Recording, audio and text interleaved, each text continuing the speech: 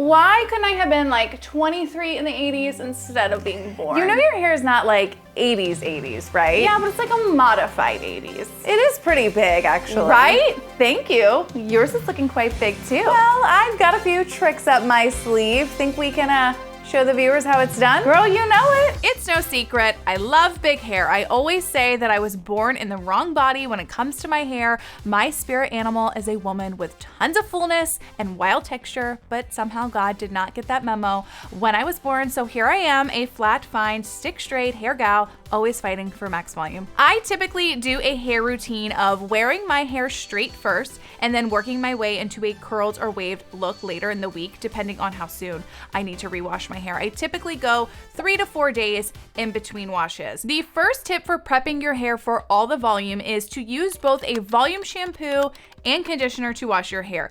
This is key as these two options are going to be the least heavy on your hair, so they're going to help plump and thicken your hair strands, but also not weigh them down, so you will be prepped for maximum volume. You are going to cleanse your hair at least twice when washing, so make sure to really get in there and properly scrub your scalp. You can section off the hair if need be to make sure that you are getting a good scrub. When you go to condition, I suggest focusing mostly on your mids and ends and just lightly working your fingers through your hair closer to the top section. You do not need to apply conditioner directly to your scalp. Once out of the shower and you've applied your makeup and gotten dressed, whatever order you do so in, we all know makeup, hair, clothes is best. You will want to apply your favorite volume products and start your blow dry. Key tip 2 is to use Velcro rollers.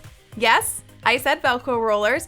I know these can seem super intimidating, but I promise they make a huge difference in your hair, and you don't even have to use them everywhere. Using them just along your top section will help create more lift and volume in the crown and top half of your hair, as that's usually the area that we're wanting to see ample volume. Being a hairstylist of 16 years, I really know how to work a blow dryer and brush separately. It's my preferred method, but you can achieve this with a blowout brush as well, and it's a lot easier on your arms and shoulders.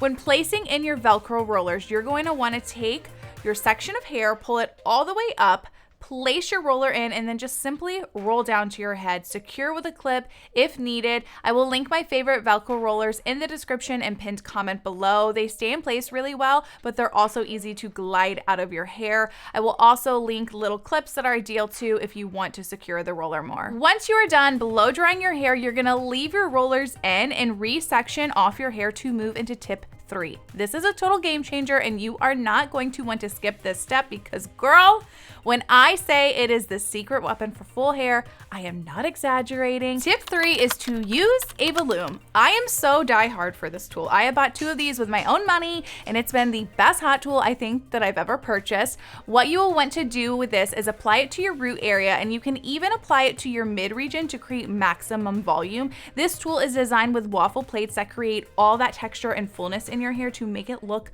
big. It's sort of like teasing, but without the stress of teasing, and it holds much better. I go pretty hard with this tool, and I will use it almost everywhere. I do have some extensions in right now, so where those are, I'm not using it all the way at my root, but further up I will. And as you get to your rollers, you're just gonna remove them one at a time and place in the Voloom.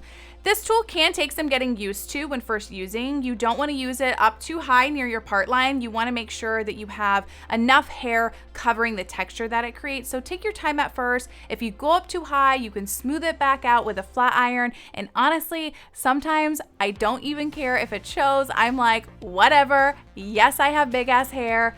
Yes, I worked for it. Judge me all you want. I prefer this tool to teasing because 1, it's easier, 2, it holds, and 3, even though it's obviously heat going on your hair, it's way less stressful to your hair because you don't have the risk of breakage that teasing can cause. Now that my hair is styled, I will wear it straight for my day 1 and 2, sometimes a day 3 with the help of tip 4. Tip 4 is to use a dry shampoo to help keep volume at your roots and absorb oil and sweat. Obviously, a dry shampoo is meant to extend the life of our hair by lightly refreshing our scalp from a workout or just natural oil buildup between washes, but it can also be used to help increase volume. There are dedicated volumizing dry shampoos, but I have found that most dry shampoos help to add some texture and volume at the scalp on their own, and I'll list some great options in the description and pinned comment. And If you have a favorite dry shampoo, share with everyone what it is in the comment section. To get that extra lift from my dry shampoo, I will spray it on where it's needed. I often focus this on my sides and crown. I work the product in with my fingers. This is especially important if your dry shampoo has a strong white cast. And then I'm gonna actually take my dryer and just apply some light heat to my root area. For me, this has always helped to add that extra texture. Day 3 post shampoo usually is when the hair starts falling most flat, even after a good blowout when you're wearing it straight. And if you're like me, you're like, I need more volume. And here we have tip 5 to the rescue. Tip 5 is to use a waver to create maximum texture, volume, and big hair. Like I said at the beginning of this video, I love big hair, and using a waver is like the ultimate addition to my big hair routine. There are a few different waver tools you can buy, and if you want to learn more about that, I will link below a video I did just last week all about these tools to help guide you in the right direction. A waver just creates that mermaid loose style, but it's still big and fun. And what's great is that you still have that volume texture coming through, and you could even choose to touch up some spots if you wanted. After using your waver, you can wave your hair fairly fast so it doesn't take much time when getting ready.